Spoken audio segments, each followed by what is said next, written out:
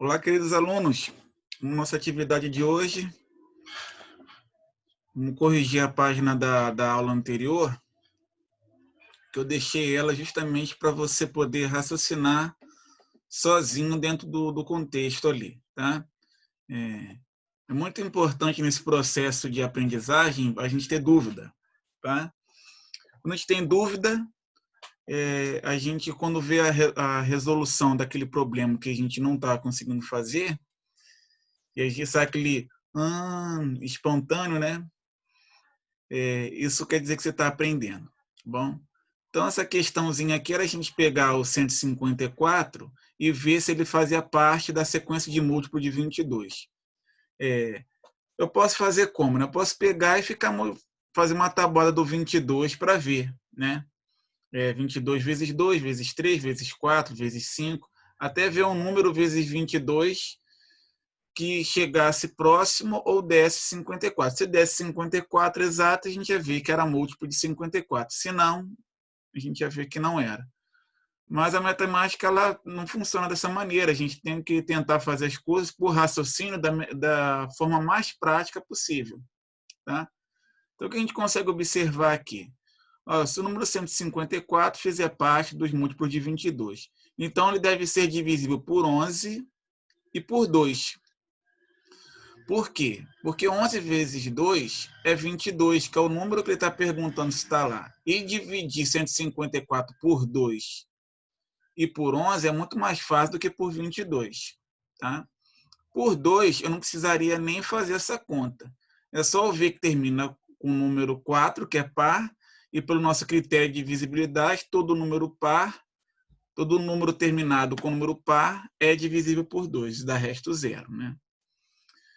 E o 154, como é que divide por 11? Né? Ele daria aí 14 resto zero. Tá? Só falar uma coisa, que não é que o número não é divisível, né? Quando o resto não dá zero. Ele é divisível, ele pode ser até que consiga chegar num resto zero, mas ele vai ir para um número decimal. Tá? Então, até onde a gente está estudando agora, que é os números naturais, ele para ali. Se não dá resto zero, ele não é divisível. Tá? Então, aqui botei em verde.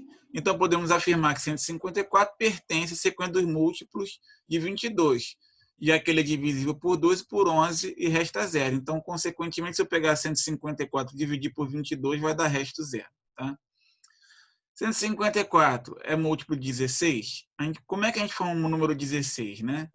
É 2 e 8. Né? Então, está aqui, ó. É a mesma coisa. Eu peguei aqui o 2 vezes 8, que é 16, e vou ver se 154 dá para dividir. Por 2 eu já sei que dá resto zero. Por 8.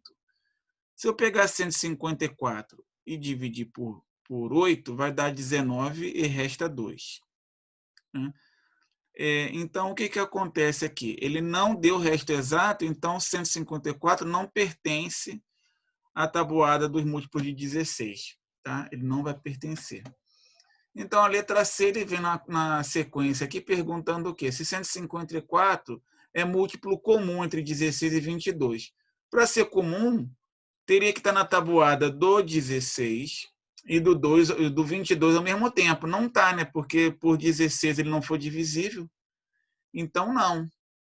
Como 154 não pertence à sequência dos múltiplos de 16, ele não pode ser múltiplo de 22 e 16 ao mesmo tempo. Beleza? Então tá. Então vamos aqui, ó.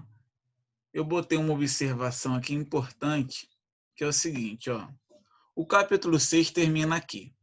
Caso reste alguma dúvida, não fique com ela. Compartilhe comigo, para que eu possa lhe ajudar. Vocês podem entrar em contato comigo por e-mail, mensagem em nosso portal e nas nossas aulas online. Os critérios de visibilidade são muito importantes para o entendimento das matérias seguintes. Consequentemente, as contas de divisão também serão. Estude a tabuada para não ter dúvida. Vocês vão ver agora, a gente vai entrar no capítulo 7, que tudo vai ser divisão e múltiplo e critério de visibilidade. Tudo que a gente for fazer a partir de agora vai ser tudo baseado nisso. Então, como a gente está mudando de capítulo, o entendimento é que vocês estão, todo o conteúdo está compreendido. Então, não deixe eu pensar isso e não tá. Se está com dúvida, entre em contato, igual eu escrevi aí, tá? Eu deixei até lá no slide para você ler e lembrar que eu estou aqui à disposição para você ajudar você no que precisar, tá? Então, vamos lá. A gente entra lá no capítulo 7, ele tem alguns dizeres aí, mas eu separei aqui o mais importante, né? Separei aqui a parte que ele fala sobre, ele faz 4 perguntas, né? Quanto maior, a primeira pergunta que ele faz é o seguinte, a gente teria que debater na aula, né? Quanto maior o número, maior a quantidade de divisores? Explique. Então, o que ele quer saber é o seguinte, se você tem um número, quanto maior ele vai ter mais divisores dele, né? Você acha que isso é pertinente, né? Eu botei um exemplo aqui para poder mostrar, tá? Vamos nesse exemplo aqui. Como é que tá o negócio bem na frente? Aqui. Não, o número 8, se minha foto está aqui na frente, quando você olhar no slide, você vai conseguir ver, tá? Mas eu vou ler. Não, vamos dar o exemplo aqui do número 8, por exemplo, ele tem 4 divisores, o número 8, que é o 1, o 2, o 4 e o próprio 8. Se eu pegar o número 11, que é maior do que o 8, ele vai ter apenas 2, que é o 1 e o próprio 11. Então, o que acontece? Não é porque ele vai ser maior que ele vai ter mais divisores, tá? Aqui. Ó, cite 2 números maiores do que 10, que são múltiplos apenas de 1 e dele mesmo. Quer dizer, só dá para dividir por 1 e por ele mesmo. Quais são? Né? É o 11 e o 13, maior do que 10. Né? É um exemplo aí. Não vai ter nenhum número múltiplo que dê 11. O 2 não vai ter nenhum número vezes 2, nenhum número vezes 3, nenhum número vezes 4, vezes 5, vezes 6, vezes 7, vezes 8, vezes 9, vezes 10 que dê 11. Somente o 1 e ele mesmo. E o 13 acontece a mesma coisa. Quais são os divisores em comum de 12 e 18? Bom, isso aqui é muito legal para a gente visualizar, porque é exatamente o que a gente faz com o MDC, desculpa, com o MDC, que é divisor comum, maior divisor comum, MMC. Que é o seguinte, ó, menor divisor comum. O que acontece? MMC, menor divisor comum. Aqui, ó. Divisores de 12. Divisores de 12, eu vou ter aqui, ó, o 1, o 2, o 3, o 4, o 6 e o próprio 12. Como eu sei os divisores de 12? Só fazendo a tabuada ali, a gente não estudou sobre critério de divisibilidade? Todo número é divisível por 1, eu já boto. Por 2, tem que ser o quê? Par. 12 é par, dá por 2. Por 3, eu tenho que somar e está na tabuada do 3. Se bem que 12 eu já sei que está na tabuada do 3, então eu já coloco direto. Por 4, tem que estar na tabuada do 4. O 12 está. Por 5, tem que terminar com 0 ou 5. 12 termina com 0 e 5? Não, então eu não coloco. Por 6, tem que estar na tabuada do 6. E aí eu vou, por ser não está na tabuada do 7, não está na tabuada do 8, não está na tabuada do 9. Para ser divisível por 10 tem que terminar com 0, não está. E o 11 eu sei que é primo, só pode o próprio 12. São os critérios. A mesma coisa você faz com 18, tá? E tá aqui, vai ser 1, 2, 3, 6, 9 e 18, tá? Então, os divisores em comum que a gente tem aqui é 1, 2, 3 e 6. São os divisores comuns entre o 12 e o 18. Qual seria o maior divisor comum entre o 12 e o 18? Seria o 6, o maior divisor comum entre os dois, tá vendo? Maior divisor comum entre os dois. Quais são os dois primeiros múltiplos em comum de 4 e 3? Né? Então, múltiplo já é MMC, né? Então, como é que a gente vê isso aí? Os múltiplos de 4 quais são? 4, 8, 12, 16, 20, 24. É a tabuada do 4. E a tabuada do 3 eu botei embaixo. 3, 6, 9, 12. O MMC é exatamente isso aqui, ó, menor múltiplo comum. Qual o menor múltiplo comum entre 4 e 3? Está aqui, ó, o 12. Ó. Então, ó, os dois primeiros, o que depois de 12 vai ser qual? 24, mas o menor deles é o 12, tá? Então, isso aqui é exatamente o que a gente faz quando faz o MMC. E em cima é exatamente o que a gente faz quando faz o MDC. MDC, maior divisor comum. MMC, menor múltiplo comum. Tá? Então, vamos lá. Isso aqui não é para copiar, é só para a gente discutir sobre essas questões que o livro traz aqui na página 323. Aqui ele faz a introdução com um probleminha que é o seguinte, ó. Heloísa planeja fazer uma competição esportiva com o 6º ano de sua escola, com a duração de 1 mês. No total, há 24 meninos e 30 meninas. Quer dizer, tem números diferentes de alunos. A competição começará numa segunda-feira. Então, isso aí que é importante nas outras questões que a gente vai fazer. Que o primeiro dia dela vai ser na segunda-feira, no primeiro dia do mês. Os jogos ocorrerão nos dias múltiplos de 3. Quer dizer, dia 1º, depois múltiplo de 3. Primeiro, aí depois de 3 em 3 dias. Aí depois no dia 4, daí a 3 dias no dia 7. Pensando em como dividir os seus alunos, ela notou que dava para fazer a seguinte divisão. Aí fazia 2 equipes de 12, porque são 24 meninos, né? Então dá de dividir por 2. E dá para dividir por 2 também as 30 meninas, que dá 15. Quer dizer, é bem fácil, que a hora que 24 é par e 30 é par, dá para dividir por 2. Agora pergunta o seguinte aqui. Ó. Qual é o maior número de equipes que Heloísa pode formar com a mesma quantidade de meninos e meninas? Então vamos ver o seguinte aqui. Ó. Se eu pegar os divisores de 24 e 30, eu tenho aqui, da mesma forma que eu estou falando de critério de divisibilidade. Eu pego o 0 e o 1, sempre vão ser, vai dar para dividir, qualquer número dividido por 0 é 0, qualquer número dividido por 1 é ele mesmo. E eu vou lá, 24 dá por 2, se eu pego, o 24 está na tábua do 3, está na tábua do 4, não está na do 5, está na do 6, e assim eu vou, a princípio, vendo os divisores. Tem uma outra maneira da gente ver os divisores, mas eu não vou ensinar agora, tá? Através até mesmo do MMC, a gente consegue fatorar os divisores ali também, tá? Os divisores do 30 estão aí, tá bom?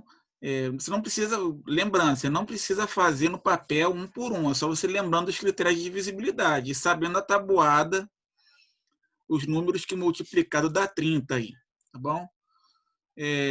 Então, o que acontece? Qual é o maior divisor comum entre os dois aí? Eu marquei de vermelho, é o 6, né?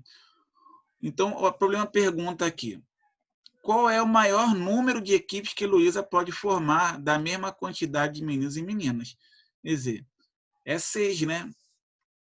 O número que divide as duas quantidades ao mesmo tempo é o 6. Logo, é o maior número de equipes que pode ser formada. Ela pode fazer 6 equipes com as 30 crianças e 6 equipes com as 24. As 6 equipes com as 24 vai dar 4. Vai dar 4 crianças em cada equipe. E a de 30 crianças vai dar 5 meninas em cada equipe, tá?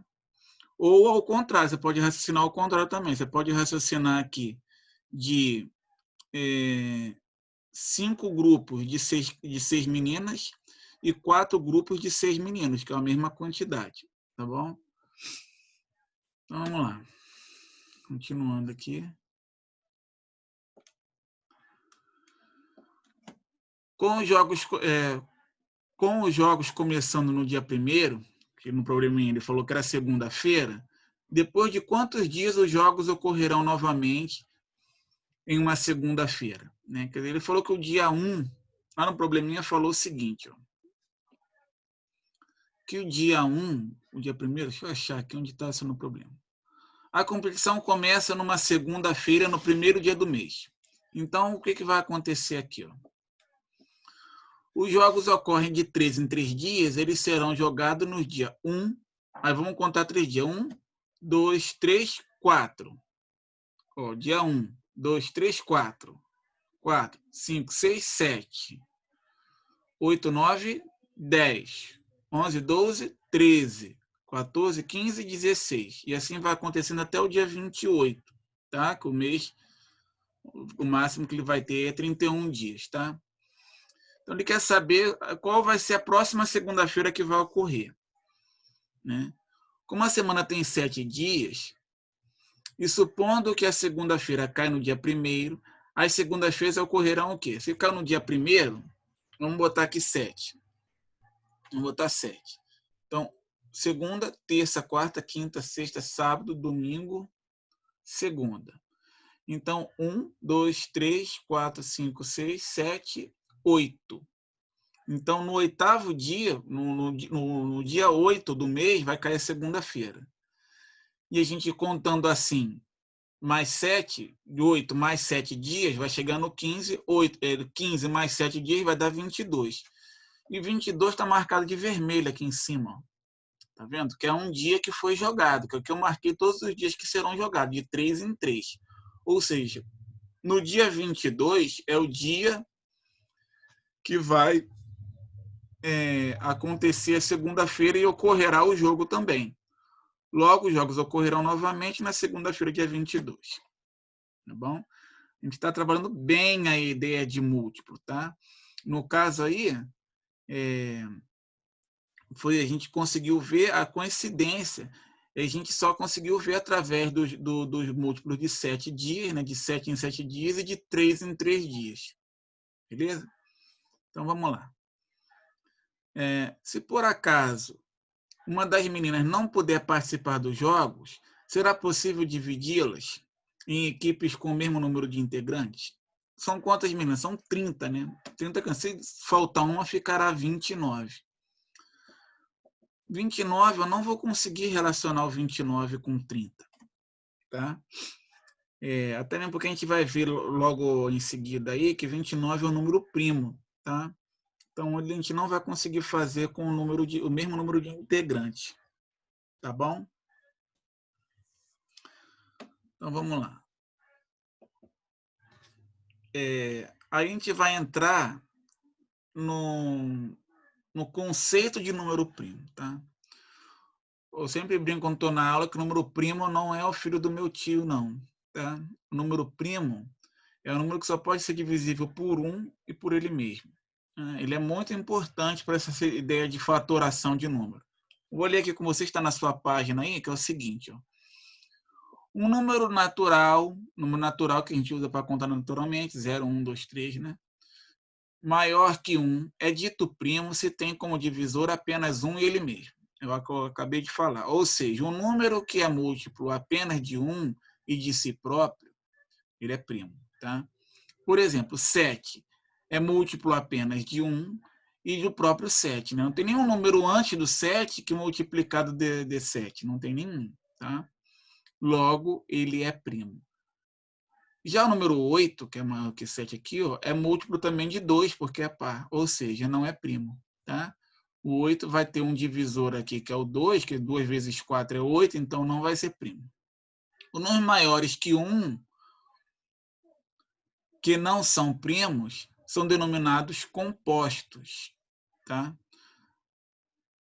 Os não primos, tá bom? Ou seja, porque um número que não é primo, você consegue fazer o mesmo número com vários números primos. Então, ele é um número composto, tá? Por exemplo, o número 15 aí tem 3 e 5 como divisores, né? Que 3 vezes 5 é 15. Logo, é um número composto, já que é um número composto aí por 3 e 5. Se eu pegar 3 vezes 5, dá 15. E o 3 aí, ó, ele é primo e o 5 também. Tá?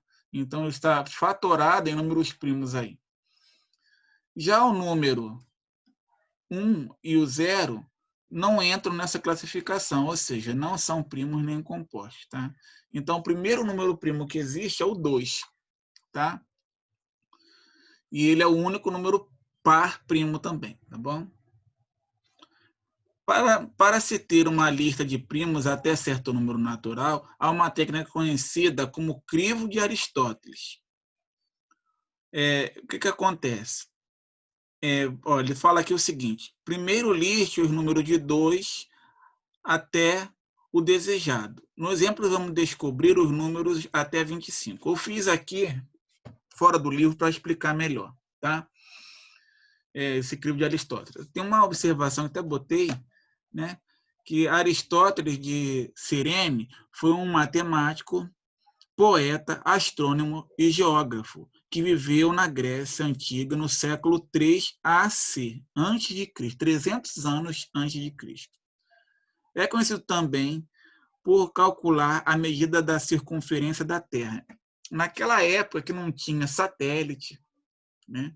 Não tinha nenhuma tecnologia, ele conseguiu saber qual era a medida da circunferência da Terra, sem pegar uma trena e ir lá sem nada.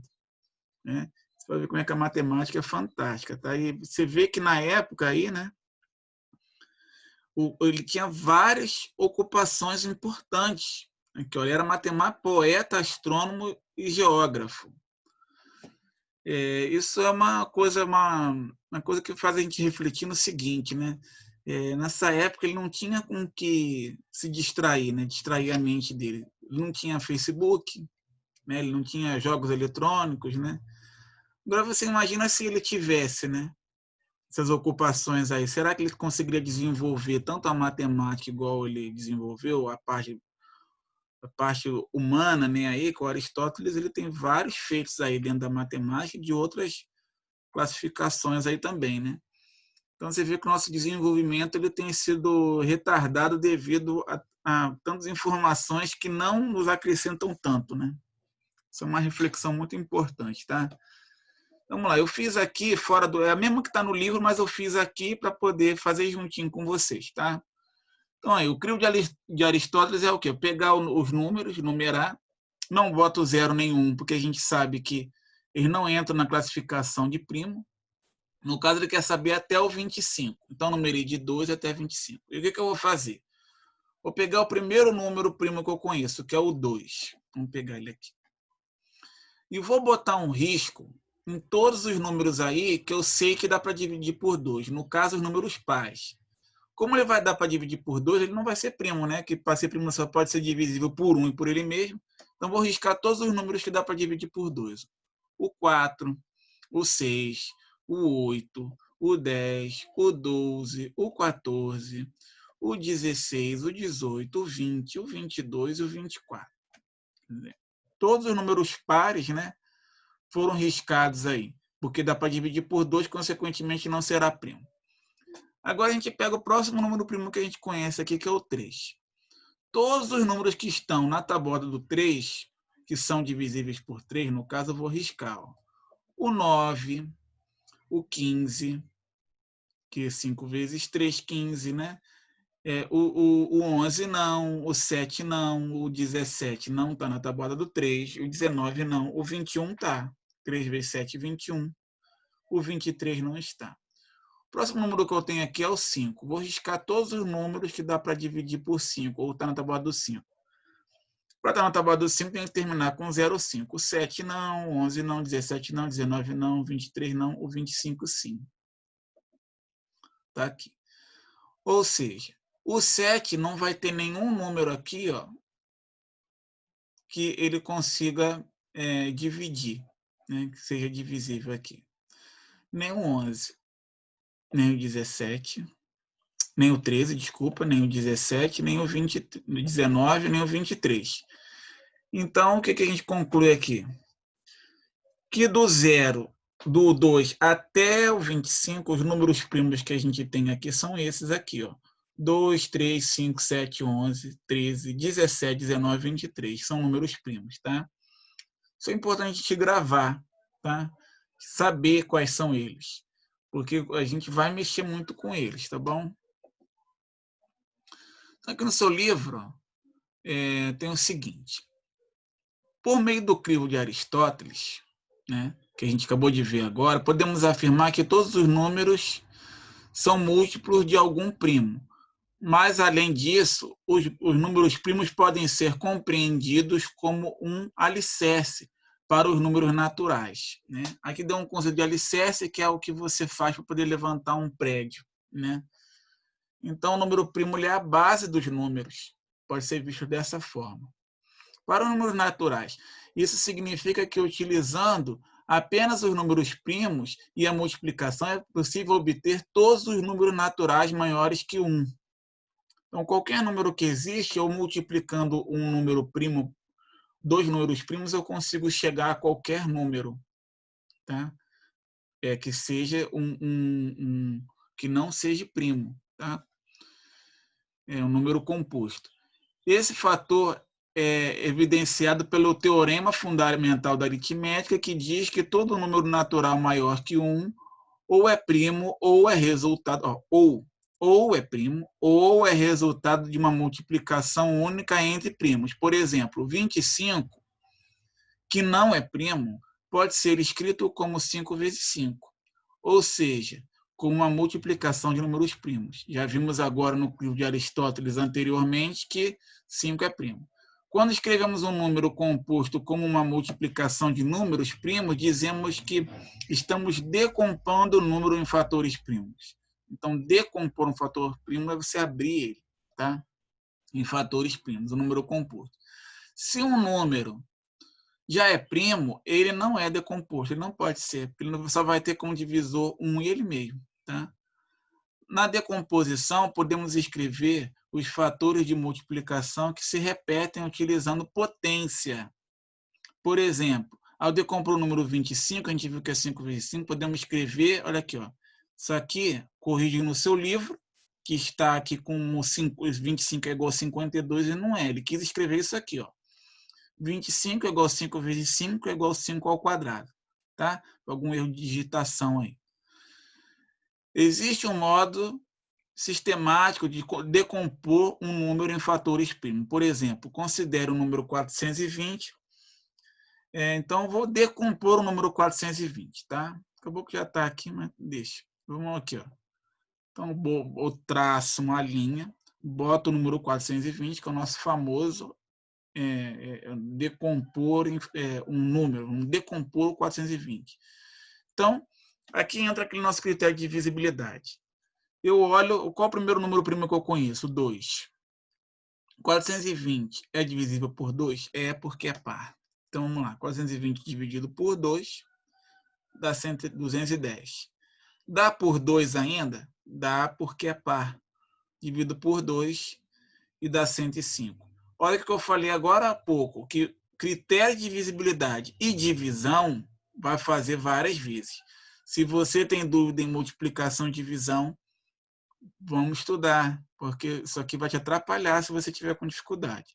105 termina com 2, dá para dividir por 2? Não. Qual é o próximo número primo que a gente conhece? 3. 105 dá para dividir por 3? Precisa ficar testando? Não. Qual é o nosso critério de divisibilidade? Soma os algarismos, 1 mais 0 mais 5 e veja. Se está na tabuada do 3, vai ser divisível. 1 mais 0, 1 mais 5, 6. 6 está na tabuada do 3, então vai ser divisível. Dividindo vai dar 35. 3 mais 5, 8. 8 não está na tabuada do 3, não vai dar. Qual o próximo número primo que eu conheço? O 5. Para ser divisível por 5, termina com 0 ou 5. Então vai dar, vai terminar com 7. Que 7 vezes 5, 35. O 7 é primo, só vai dar para dividir por ele mesmo e vai restar 1. Chegamos ao final da fatoração. O que eu posso fazer com isso aqui? Ó? Eu posso pegar aqui, ó, todos esses números aqui e fazer a multiplicação. Ó. 2 vezes 2 vezes 3 vezes 5 vezes 7. O 2 ó, está aparecendo duas vezes. Então, eu boto aqui, ó, 2 ao quadrado, que é o 2 aparecendo duas vezes, e o resto da multiplicação. Que é o que ele falou aqui. Ó. Ele falou que eu posso escrever em forma de potência. Tá? Conseguimos observar que o número 420 é um número composto e sua decomposição em fatores primos é 420 é igual a pegar aqui, ó, 2 ao quadrado vezes 3 vezes 5 vezes 7. Uma observação é o seguinte, se eu pegar esse número aqui, que foi a decomposição, ao ser multiplicado, retornamos exatamente ao resultado 420. Então, esse número aqui é o próprio 420 fatorado. Tá? Então, isso aí que é o X dessa questão aí. Tá bom? Então, olha só, ele botou aqui, no final do livro, uma historinha aqui, né, para a gente refletir sobre, que é o seguinte: a infinitude dos números primos. Para qualquer número primo, há um número primo maior. Foi isso que Euclides demonstrou no que ficou conhecido como Teorema de Euclides. Ou seja, o conjunto dos números primos é infinito. Não se sabe o último número primo, não tem, ele é infinito. Ele tem um número de 5 casas, por exemplo, que não vai ter nenhum divisor abaixo dele, só um e ele mesmo. Tá? Com isso, sempre existe a possibilidade de encontrar primo maior que o conhecido, até hoje. Essa busca, porém, exige grande potência computacional, uma vez que os números primos seguem um padrão bastante complexo. Existe, inclusive, prêmios em dinheiro para quem encontra novos números primos. Juntamente com um colega, pesquise qual o maior número primo conhecido atualmente. Tá? Você vai fazer uma pesquisa aí, depois eu venho com essa resposta. Tá? É bem complexo. Tá? Tem computador aí que chegou a um número bem grande, mas o número grande que eu falo é um número muito grande. Tá? Muito grande mesmo. E não é só você chegar, porque como é que você vai pegar um número muito grande primo, né? E fazer todos os divisores dele abaixo dele para ver que nenhum vai dividir ele exatamente. Então, existe um raciocínio aí, uma demonstração muito aguçada para você comprovar que aquele número realmente é primo. Então, por isso que se paga até prêmio em dinheiro. Então, vocês vão fazer essas páginas aqui, ó, 327, 328, 329, 330. Vamos dar uma lidinha nelas. Vamos dar uma lidinha nela para a gente poder ajudar vocês a fazer sozinho. Tá?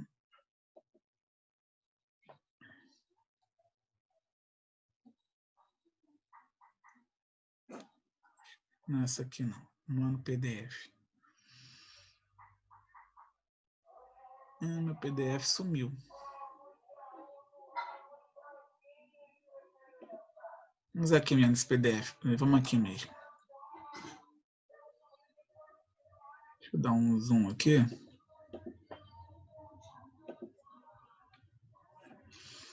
Porque aqui ele está aberto na internet.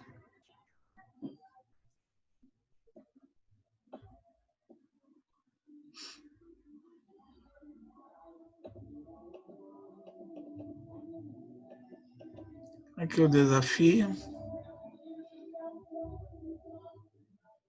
Vamos ler essas questões aí.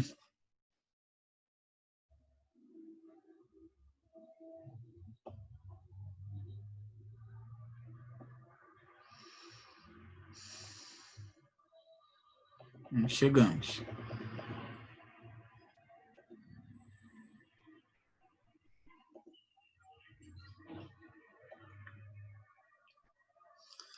Aqui foi o que a gente acabou de ler. Aí aqui tá falando o seguinte: quais dos seguintes números são primos e justifique, né? E aqui justifique. O 5 é primo, por quê? O 8, o 9, o 13. Você acabou de ver os critérios aí, por que o número é primo ou não, tá? Então, você vai fazer essa questão aqui.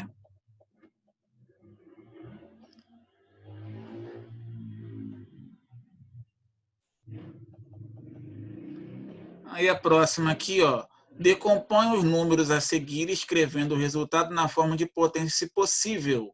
Então, você pegar, fazer a linha horizontal, vertical, fazer a linha vertical, botar o número 8 e fatorar em números primos, tá bom? E caso o resultado repita ali, você escreve em forma de potência. Então, faz isso com o 8, com o 10, com o 12 e com o 13.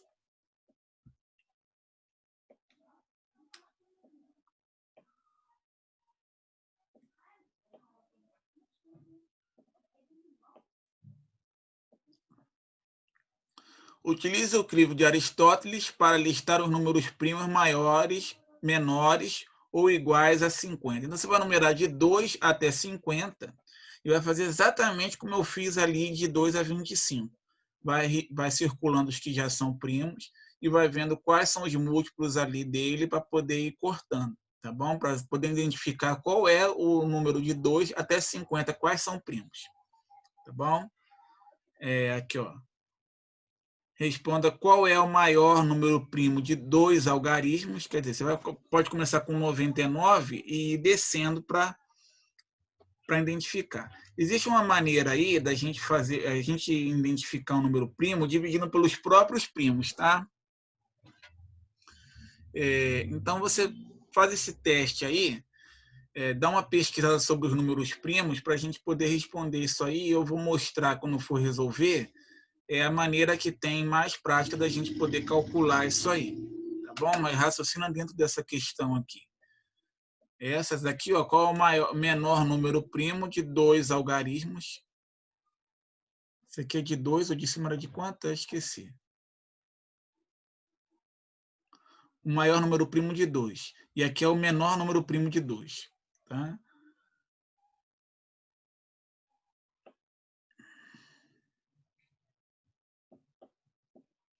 E aqui é a última página que eu passei, que é o seguinte.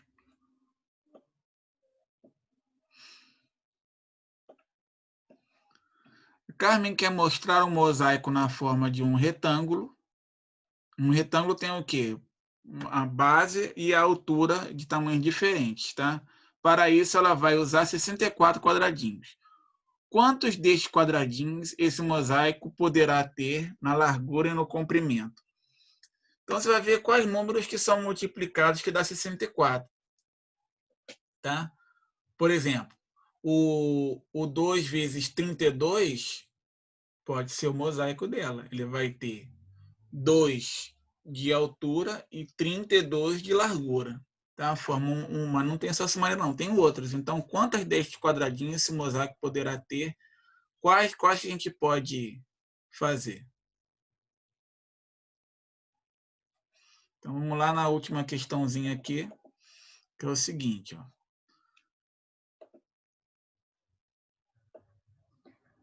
Renato lembra da senha de seu e-mail com o produto do maior número primo de 3 algarismos. Maior número primo de 3 algarismos. Pelo menor número primo de 4 algarismos. O menor número de 4 e o maior número de 3 algarismos. Qual é essa senha? É o produto. Produto, o que eu estou falando sempre? Produto é conta de vezes. É o produto desses dois números, tá? Vamos pesquisar sobre o número primo, tá bom? Dá uma pesquisada nesses números primos aí para você chegar nessa questão e a gente fala um pouquinho na próxima aula sobre como calcular, como que você pode calcular um número primo grande, tá bom? Então, crianças, é isso aqui, esse é o deverzinho de casa, o desafio a gente vai fazer depois.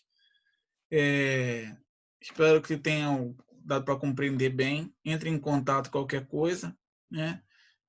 Igual eu falei, falo sempre, você está vendo que o que a gente estudou no livro agora vai dando sequência a isso que a gente está estudando.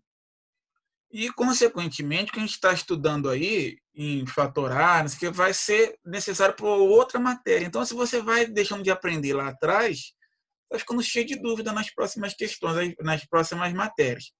Às vezes é uma matéria até fácil, mas por você estar com muita dúvida numa matéria lá de trás, você não consegue acompanhar. Então, não fica com essas dúvidas, tá bom? Um abraço para todos, fiquem com Deus aí.